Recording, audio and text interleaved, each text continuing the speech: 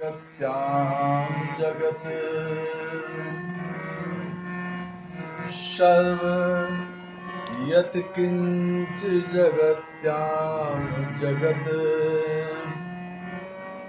तत्र त्यक्तेन तेन तक्तेन भुञ्जीथा मा कृतः कस्य स्विद्धनम्।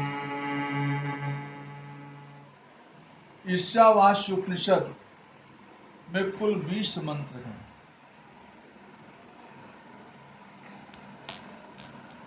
20 नहीं, शायद 18 मंत्र। इसको आप पूरा याद कर जाओगे ऐसे।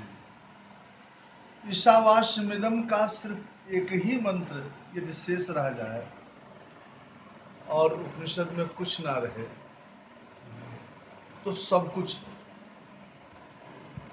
पहले उपनिषद समझें, हमने पिछली बार बताया था। का अर्थ होता है, पहले जैसे मोहम्मद साहब की भी बात थी, मोहम्मद साहब को इल्हाम हुआ था, ज्ञान की प्राप्ति हुई थी, कबीर को ज्ञान की प्राप्ति हुई थी, दादू दरिया रजक सबको ज्ञान की प्राप्ति हुई। कहीं पढ़े लिखे नहीं थे, उनके मुंह से जो निकला वो वेद हो गया, शास्त्र हो गया। तो हमारे ऋषि लोग जंगल में तपस्या करते थे, साधना करते थे, तो उन्हें जो ज्ञान प्राप्त होता था वो अपने कुछ चुने हुए शिष्यों को सुनाते थे, तो वो शिष्य याद कर लेते थे। कोई एक श्रवण में, कोई 2 बार में, कोई 3 बार में। जो बहुत ही योग्य शिष्य हुआ करता था 1 बार में याद हो जाता, उससे कम हुआ तो 2 बार में याद हो। इस तरह से ब्राह्मणों ने, उन्हें ब्राह्मण कहा गया। एक शिष्य दूसरे शिष्य, दूसरा शिष्य तीसरे शिष्य, इस तरह से ट्रांसफर होता गया। लेखनी नहीं थी और किसी भी ऋषि का नाम उपनिषद में नहीं है। हम एक कविता लिख देते, एक गीत लिख देते हैं, वाह वाह ताली चाहिए, ये चाहिए, लेकिन किसी ऋषि का नाम उपनिषद में नहीं है। लेकिन ऋषियों ने, ब्राह्मणों की ये बड़ी कृपा, क्योंकि अगर मंत्र को 45 दिन में ना दोहराया जाए तो वो समाप्त हो जाए, तो 15 दिन में तो पारायण करना ही होता था और हर मंत्र के उच्चारण की विधि थी। तो शिष्य गुरु के नजदीक बैठ करके उन मंत्रों को आत्मसात करता था, इसीलिए इसका नाम जो पड़ा उपनिषद पड़ा, कि शिष्य गुरु के पास बैठ करके और उसको ग्रहण कर रहा है। इस तरह से 111 उपनिषद है। कोई कोई उपनिषद छोटे पोस्ट कार्ड टाइप के। ईशावास्य उपनिषद भी छोटा सा है और 18 मंत्र हैं। ईशावास्यमिदं सर्वं यत् किंचित जगत्यां जगत्।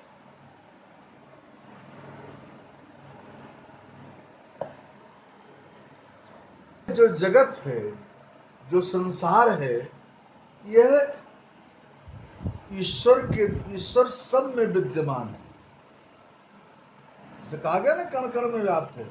जो कुछ भी है सब ईश्वर का ही है और हम सारे लोगों के लिए मुसाफिर खाना है। मुसाफिर खाना सब बड़ा अच्छा जानवर मुसाफिर आते हैं। यहाँ पर ठहरना नहीं है, आए और चले गए, लेकिन इसका जो मालिक है पूरे ब्रह्मांड का, पूरे सृष्टि का, वो ईश्वर है, पूरे जगत का।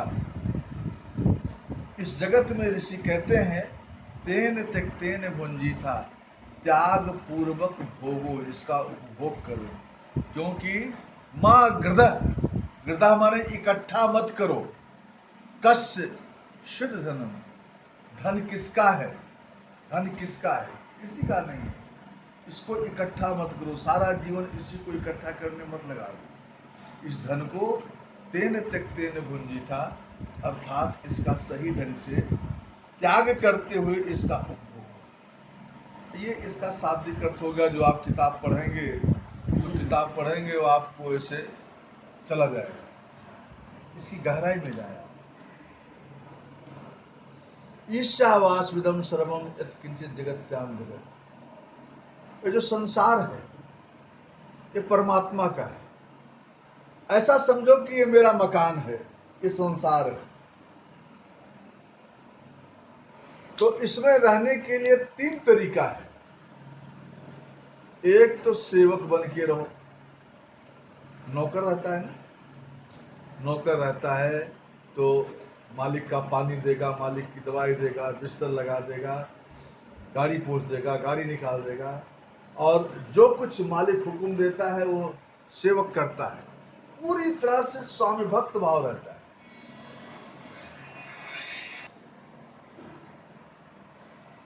इस जगत में अगर आप भक्ति भाव इस तरह से रहेंगे, समर्पित होकर के परमात्मा के प्रति, उससे ही हम भक्ति योग कहते हैं। यह पूरी तरह से समर्पित है।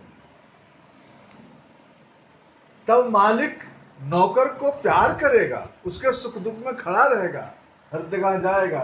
लेकिन नौकर ऐसे भी होते हैं, भैया हमारे मालिक के घर में तिजोरी में फलाने जगह है, गए चोर से मिल गए और चोरी करा दिया। या मालिक कहता है कि लाओ आम, लाता है इमली, और जगह जगह जाकर के वो बुराई करता है। तो नौकर कितने दिन रहेगा? उसकी अपने मालिक में निष्ठा नहीं है तो वो अच्छा नौकर नहीं कहा जाएगा। मालिक उसको निकाल बाहर कर, उसे कुछ मिलने वाला नहीं। हम मंदिरों में जाते हैं, पूजा प्रार्थना करते हैं, भगवान के चरण में गिरते हैं तो मांगते हैं। एक आदमी को लड़की ही हो रही थी, बार बार लड़की हो रही थी, 1 बार 2 बार 3 बार। तो देवी के मंदिर में गया,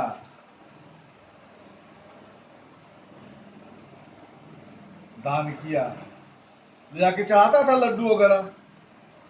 चौथी बार फिर लड़की हुई उसे। तुम्हारे गुस्से में कहा, माई हम इतना कुल मिठाई चढ़ाए लेकिन तुम बड़ी खबोर हो, इतना खा गई लेकिन हमारे बेटा नहीं हुआ, बेटी।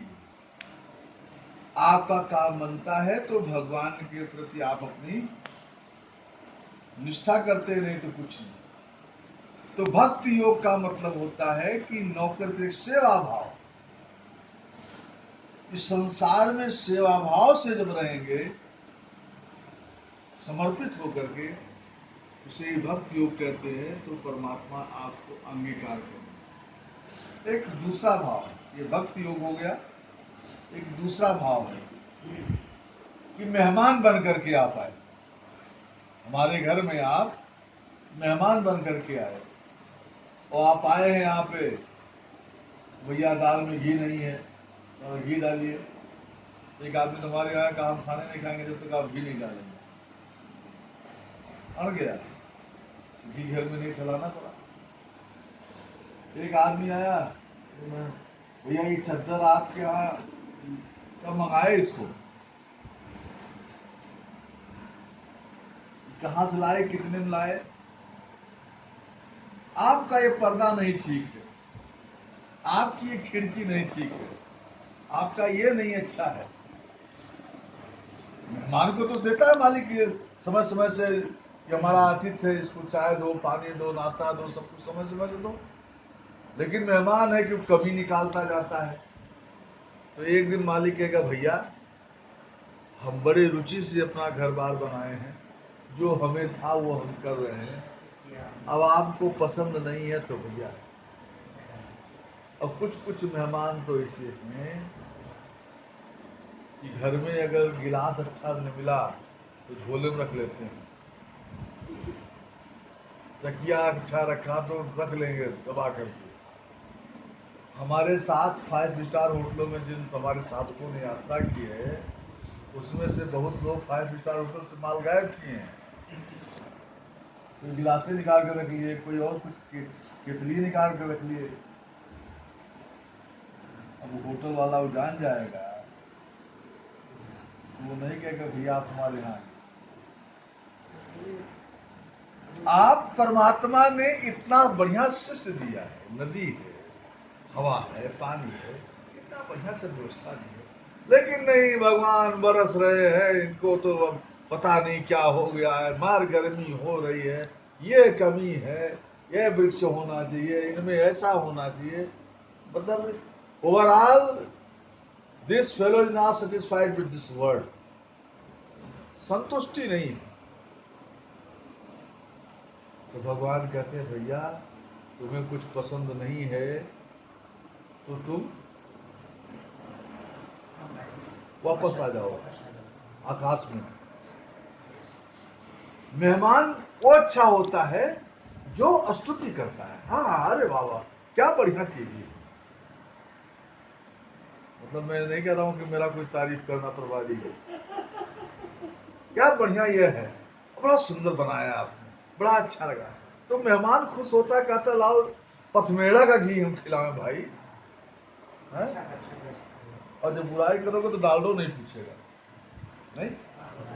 मेहमान भी ऐसे आ जाते हैं परमात्मा के हर कृत्य की, इसीलिए हमारे हिंदू धर्म में नदी को, वृक्ष को, हर सबको प्रणाम।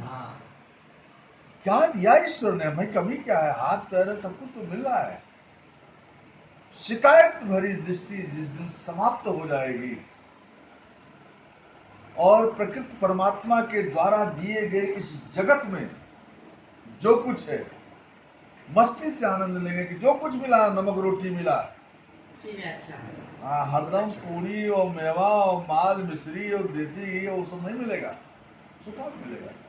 जो मिले उसी में मस्त रहेंगे, परमात्मा को धन्यवाद देंगे, तो आप अच्छे मेहमान के रूप में होंगे और परमात्मा आपको प्यार करेगा जैसे घर का मालिक प्यार करता है।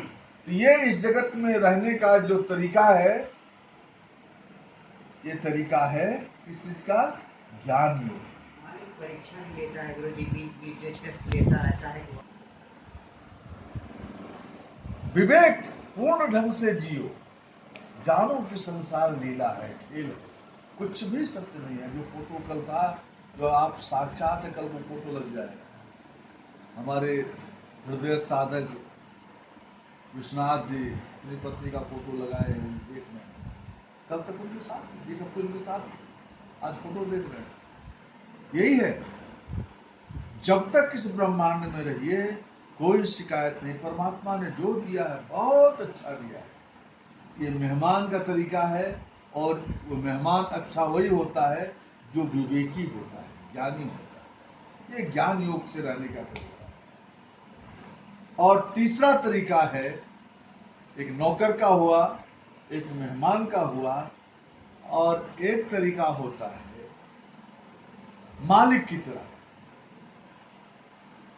बढ़िया बैठा हुआ है, उसके नौकर चाकर हैं, बढ़िया सोफा बनाया, बढ़िया ये बनाया, वो हुक्म दे रहा है, सब काम हो रहा है, तो राजा की तरह से बैठा हुआ, सब कुछ है, सब उसके हिसाब से सारा काम हो रहा है, उसे कुछ करना नहीं पड़ रहा। तो इस संसार में मालिक की तरह जो रहता है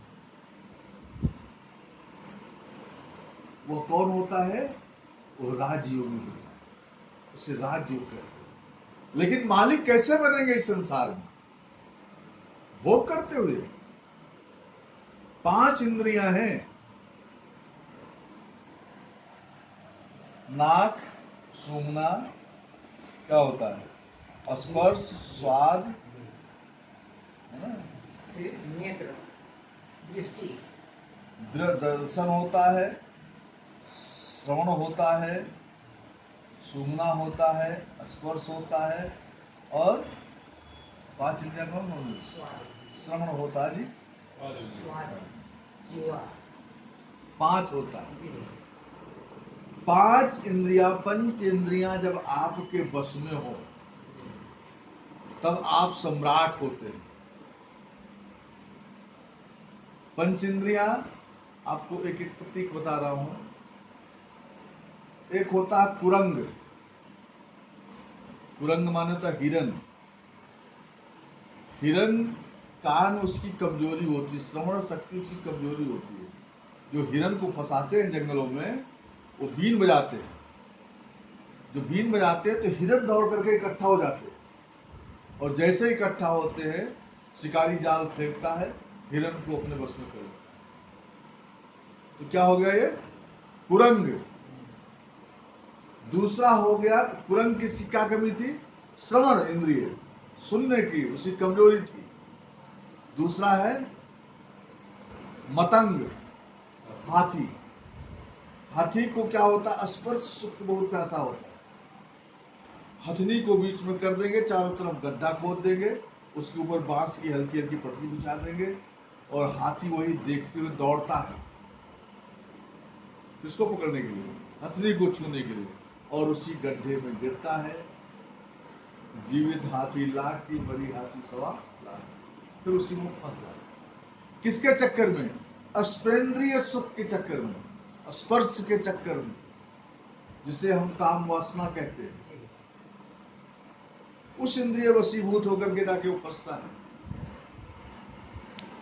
कुरंग, मतंग, और तीसरा होता है पतंग।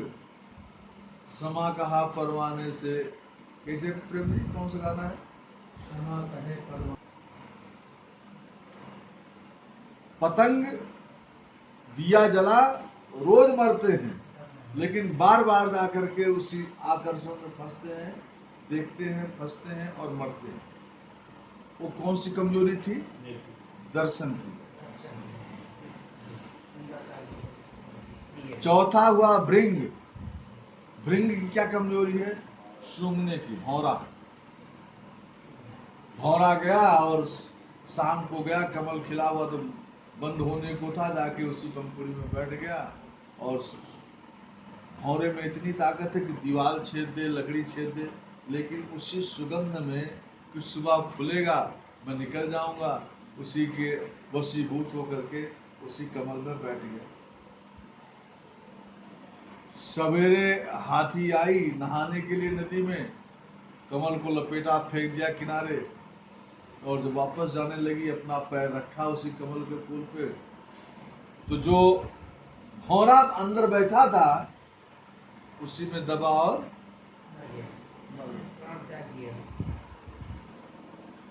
वो किसका वशीभूत था? नाक का, इसके, इस इंद्रिय के वशीभूत था।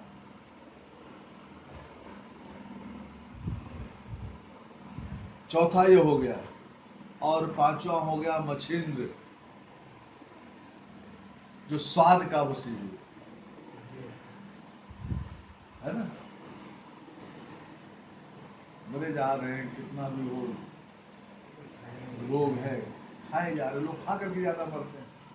आप देखो शादी विवाह पार्टी, इसके वशीभूत। मछली क्या है? उसको दिया, कांटा में आटा फंसाया, मछली गई लाओ आटा खाएं, और गए कांटा फंस गया, उसकी कमजोरी स्वाद नहीं। पंच इंद्रियों में 5 जानवर मरते हैं, एक इंद्रिय सुख में ये जानवर मरता है, और हम मनुष्य हैं कि हम पांचों इंद्रियों के जीवन भर गुलाम होते हैं। अभी कल मैं कह रहा था सारथी की कहानी, कि लगाम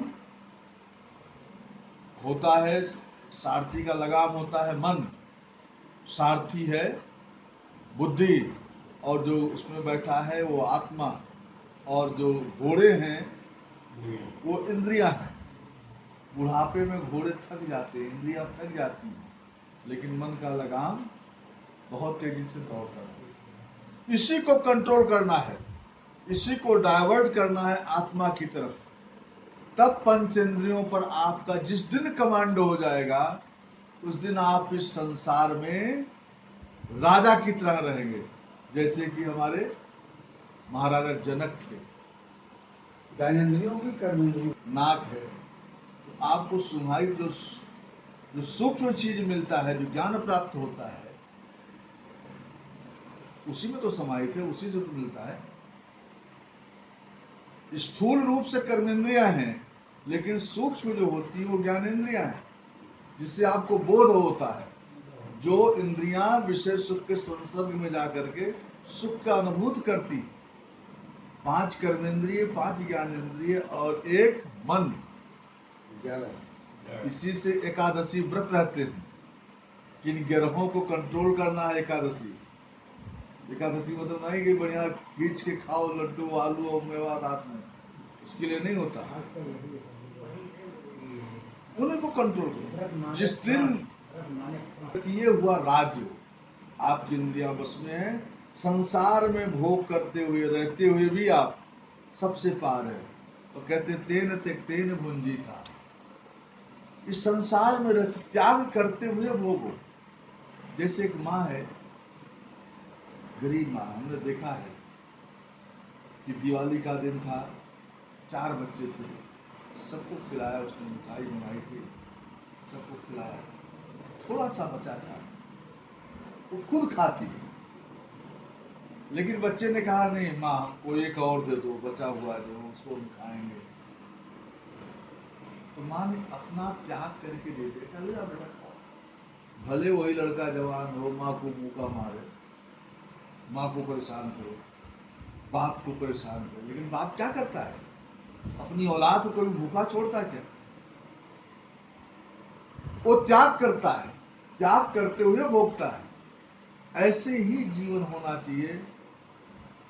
धन किसी का नहीं है, इस संसार में रहते हुए भोग करते हुए, लेकिन त्याग की वृत्ति होनी चाहिए कि मैं ही ना खाऊं, औरों को भी।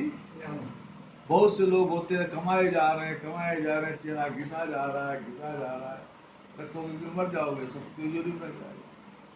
अयोध्या में मैं स्टेशन मंदिर में रहता था, वहां का पुजारी हर एकादशी को 14 कुर्सी परिक्रमा करता था। हाँफते हुए आवे, कचरी मिलाते हुए, ये भैया वो भैया, ये शिकायत करते हुए, भैया कहीं 4 आना मिल जाए, कहीं 2 आना मिल जाए।